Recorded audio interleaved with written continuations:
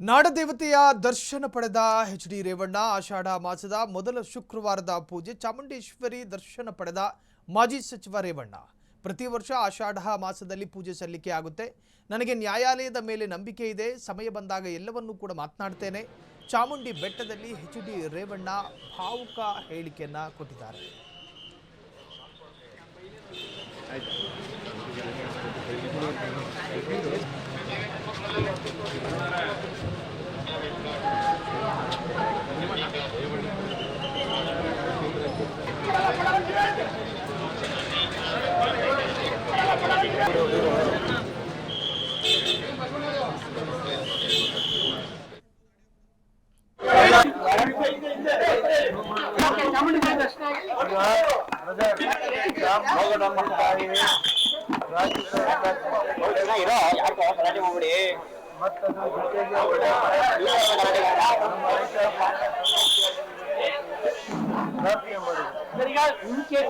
Supreme court ಕೂಡ notice ಕೊಟ್ಟಿದೆ. ನ್ಯಾಯಾಲಯದ ಬಗ್ಗೆ ನಂಬಿಕೆ ಇದೆ.